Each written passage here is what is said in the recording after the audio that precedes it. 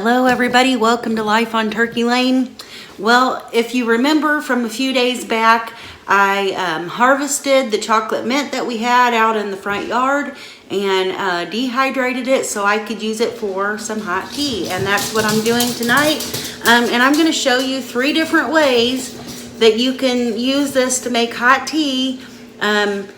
One where you don't need anything special, and the others you might need a kitchen gadget or utensil. But anyway, come along with me. All right. Okay, so as you saw previously, I have this little tea ball, and I crushed some of the chocolate mint leaves and put them in the little tea ball, and I put hot water in it, and I'm just letting that steep for about 5 minutes or so. And now if you don't have one of these tea balls, which are very inexpensive, you can still get them at Walmart, I believe you can get them at, for just a couple dollars. But anyway, mine is not sealing very good anymore, and so I'm getting a little bit of the tea, the mint leaves in my tea, but that's okay. If you don't have a tea ball, but you still would like to make tea, you can just use a coffee filter, and that's what I have here. Of course, you saw on there that I just crushed some of my leaves. Now ideally you would have a little bit of twine, and I do have some twine, but I didn't go get it at the moment, and so I'm using my tea ball, and this will just go in the thing here. But if you don't have a tea ball and you don't have one of these nifty little hot tea and hot coffee makers that you just pour hot water in and let it steep, then all you really need is just a coffee filter, and most people have those in their house, and you just make a little pouch with your tea in there, and then you can steep it in your hot water. So but if you do have one of these, you can make hot tea in it. I got this one at at Goodwill.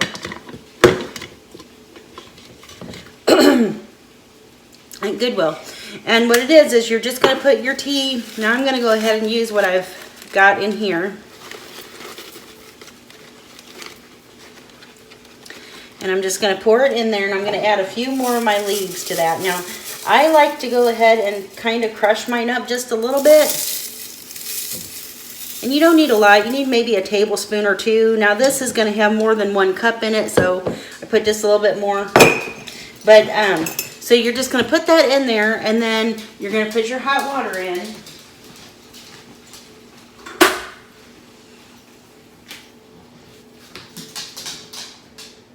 You're going to pour your hot water in this pitcher.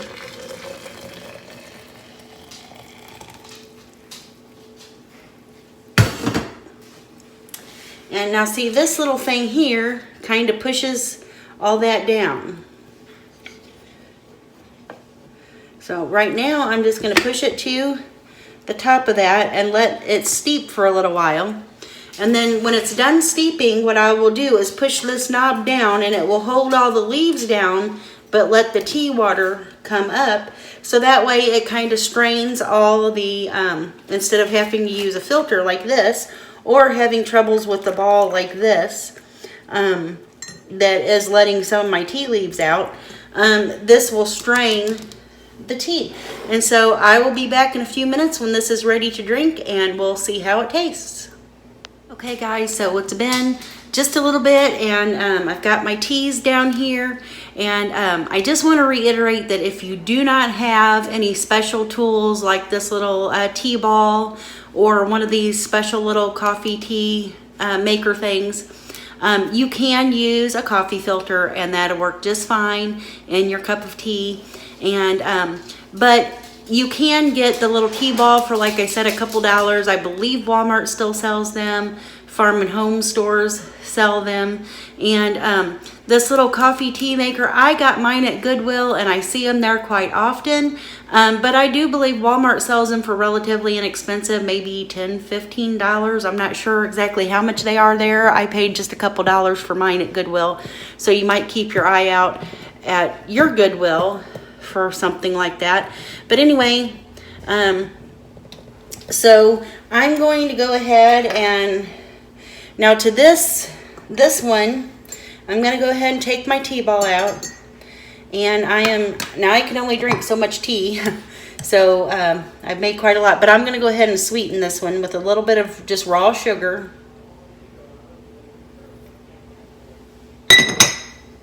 And I'm going to go ahead and give it a stir before I taste it. Now, I do not like tea grounds. Of course, these are the little leaves.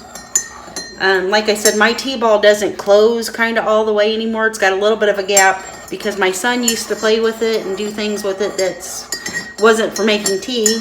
And so now it doesn't hold all the little leaves in.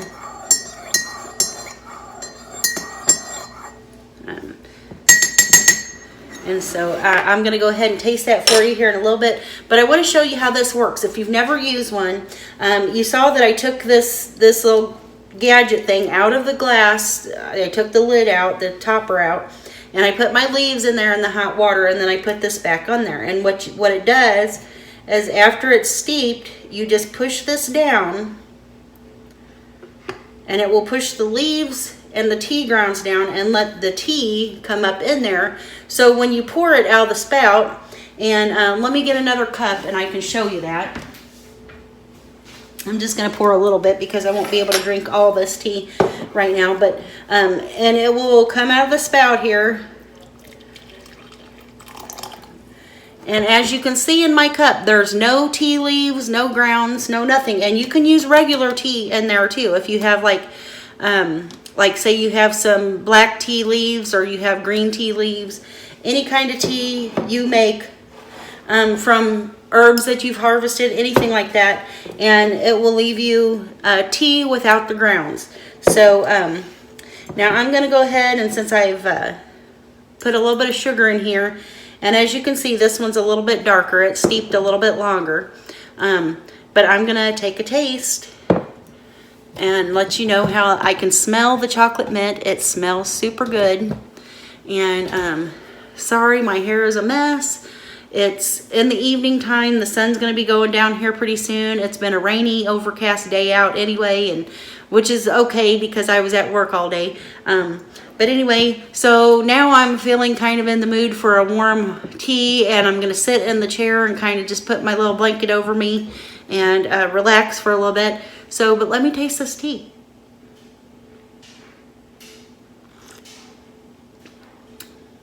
Oh, wow. That's good, guys. This chocolate mint is seriously delicious. And now you saw I put about 2 teaspoons of sugar in this cup, so that's not a lot. And it's sweetened perfectly, and it tastes perfectly. This is wonderful.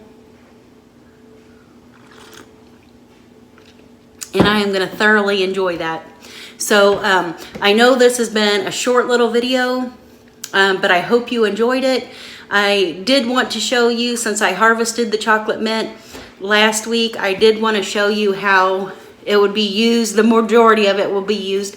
And I can harvest that mint again. It's going to grow and grow and grow. And until the cold weather hits, and it'll come back next year, but until the cold weather hits, I can keep harvesting that and keep drying the leaves so that I can have tea throughout the fall and winter as well. But anyway, this is super delicious. I just wanted to show you how you can use it, make it into tea. And there are 3 ways that you don't have to have special equipment, but if you have these kinds of equipment, I wanted to show you how you can use those as well and make your own tea. And I'm gonna see if I can find one of the YouTube channels I watch. Somebody grew strawberry mint. I've never heard of strawberry mint before, and so I want to see if I can find some of that and try it. But I can tell you this chocolate mint is super delicious, and I'm looking forward to go sit down and enjoy my hot tea and relax for the evening. And but I thank you for joining me here tonight at Life on Turkey Lane, and as always, I hope that you'll come back and see me, that if you haven't subscribed, that you'll consider subscribing to my channel, that you'll like and share this video, and be blessed, guys. Have a good night.